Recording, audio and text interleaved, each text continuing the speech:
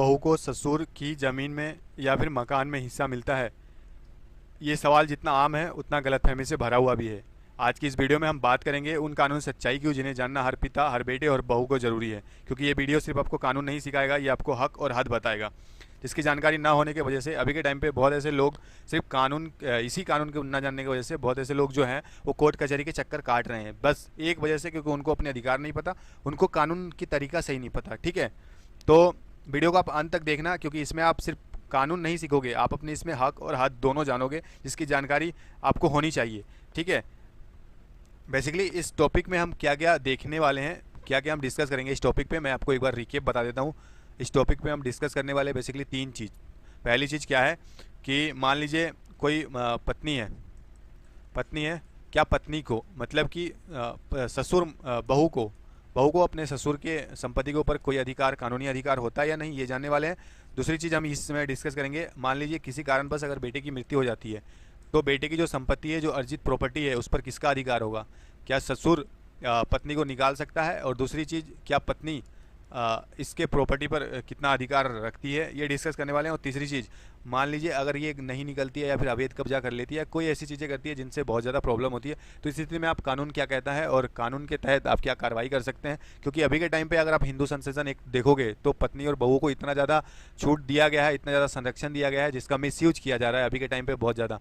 आप देखोगे अभी के टाइम पे अभी सुप्रीम कोर्ट में जितने भी केस रजिस्टर्ड हो रहे हैं, उसमें से 50% केस ऐसे हैं जो बिल्कुल पूरी तरह से फेक हैं, जिनका कोई मतलब नहीं होता। रीज़न एक है, हिंदू संशोधन एक्ट, यानी इतने ज़्यादा संरक्षण और इतने ज़्यादा छूट दी गई है जिसका गलत इस्तेमाल हुआ जा रहा है। तो कानून बदलना चाहिए, मेरा ऐसा मानना है, मेरे ओपिनियन में। बाकी आप क्या सोचते हैं कमेंट बॉक्स में आप एक बार बताएं।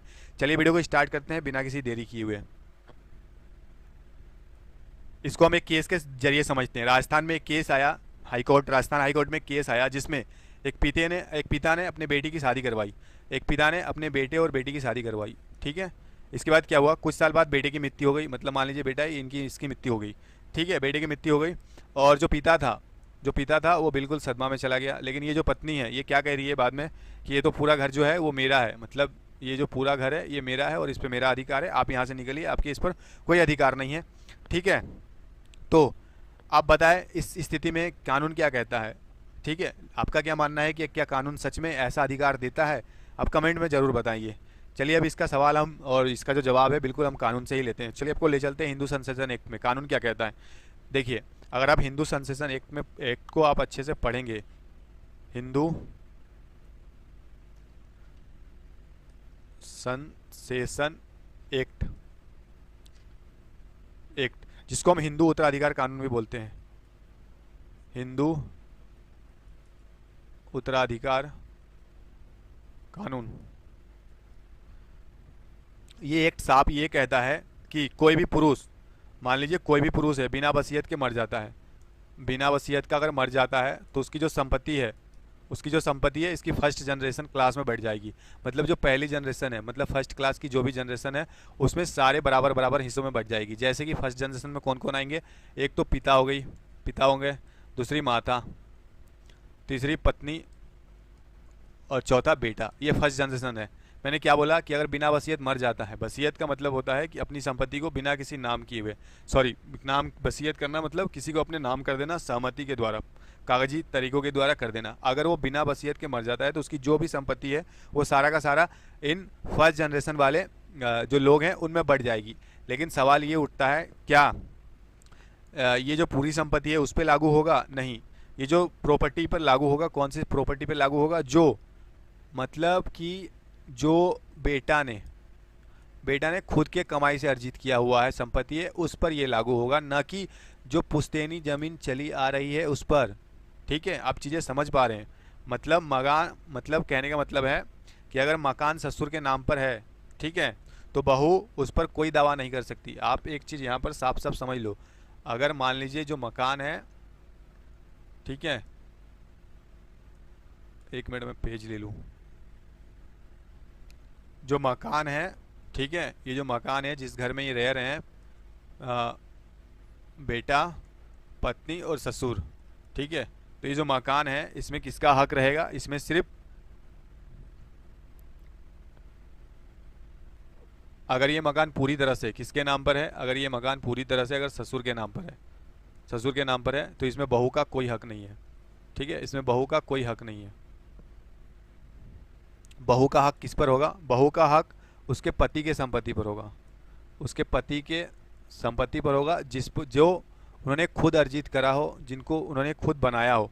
ठीक है, इसमें सुप्रीम कोर्ट का एक ऐतिहासिक फैसला आया जिसमें सुप्रीम कोर्ट ने एक बहुत बड़ी टिप्पणी की थी इसमें, और उन्होंने साफ कह दिया कि बहू उस मकान की मालकिन नहीं बन सकती जो ससुर की खुद की मालिकियत हो। मतलब कि जो प्रॉपर्टी ससुर के नाम से है उस पर बहू का कोई अधिकार नहीं होगा। ये साफ तौर पर सुप्रीम कोर्ट ने अपना जजमेंट जाहिर किया। अगर बेटे की मौत हो जाए तो बहू सिर्फ पति के हिस्से तक सीमित रहती है, पूरे मकान पर उसका कोई दावा नहीं बनता।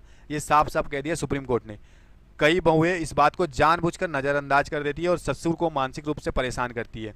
कई बार ये देखा गया है कि जो बहू है बहुत ज़्यादा प्रताड़ित करती है अपने ससुर को, उल्टा उन्हीं को घर से बाहर निकाल देती है और निकालने की कोशिश करती है। लेकिन कानून इन सब परिस्थितियों में चुप नहीं रहेगा। कानून का अगर आप सहारा लेते हैं तो कानून बिल्कुल आपके साथ है। आप जागरूक तो रहिए। ठीक है, अब बात करते हैं कि मान लीजिए अगर बहू अगर कब्जा कर ले तो क्या करना पड़ेगा आपको। मान लीजिए बहू कब्जा कर ले तो क्या करना पड़ेगा। अगर बहू कब्जा कर ले तो क्या करना पड़ेगा। इसमें क्या करना पड़ेगा आपको, अगर जबरन जब भी कोई कब्जा करे तो सबसे पहले आपको क्या करना पड़ेगा। सबसे पहले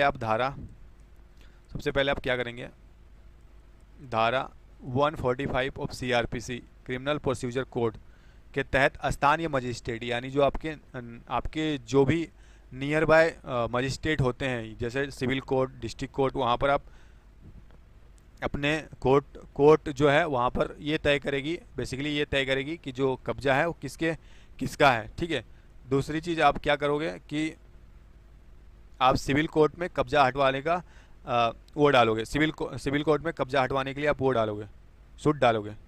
तीसरी चीज़ आप क्या करोगे कि अगर बहू धमकी दे रही है, बदसलूकी कर रही है, तो आप BNS की धारा 406 के तहत, भारतीय न्याय संहिता की धारा 406 के तहत आप कंप्लेन लिखा सकते हो, जिसमें ये बताता है कि भरोसे के द्वारा संपत्ति का दुरुपयोग करना। ठीक है, या फिर आप धारा BNS की धारा 352 के तहत आप गैर कानूनी प्रवेश या गैर कानूनी कब्जा के तहत आप उसका FIR लिखवा सकते हो। बिना दस्तावेज का कोई सबूत मान्य नहीं होगा। मतलब आप सीधा सीधा ये समझो कि आपके पास कोई अगर प्रूफ नहीं है तो कुछ भी मान्य नहीं होगा। सबसे पहले आपको प्रूफ इकट्ठा करना पड़ेगा।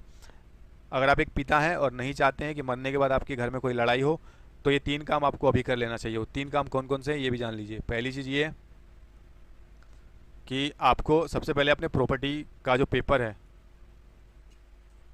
प्रॉपर्टी का पेपर है, उनका जो म्यूटेशन है, मतलब जो नामकरण है, वो बिल्कुल अपना क्लियर रखना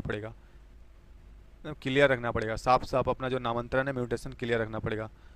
ठीक है, दूसरी चीज़ आपको क्या करना पड़ेगा, कोई भी आपके घर में रह रहा है तो आप सबसे पहले NOC यानी रेंट एग्रीमेंट जरूर बनवाएं।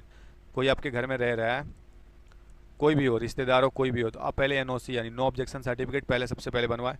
तीसरी चीज़ आपको क्या करना है, और सबसे ज़रूरी चीज़, एक रजिस्टर्ड यानी कि एक रजिस्टर्ड वसीयत ज़रूर बनाएं, ताकि कल कोई बहू, बेटा या भतीजा या कोई भी ये ना कह पाए कि ये मेरा है, और अदालत के चक्कर में आप अपना समय और पैसा बर्बाद ना करें। ठीक है, आप खुद से सोचिए, सम्मान और प्यार की जगह अगर कब्जा और झूठे दावा आए तो चुप रहना एक समझदारी नहीं, बेवकूफ़ी है। कानून को समझिए और जानिए, और ऐसे वीडियो को उन तक पहुंचाइए जो सच में इससे जूझ रहे हैं। नीचे कमेंट में बताएं कि आपने अपनी वसीयत बनाई है, और अगली वीडियो में हम बात करेंगे बिना वसीयत मौत के बाद प्रॉपर्टी का बंटवारा कैसे होता है। तब तक नीरज स्टडी IQ के साथ कानून को सीखिए, समझिए और जागरूक बनिए। जय हिंद, मिलेंगे फिर अगली वीडियो में, तब तक के लिए धन्यवाद।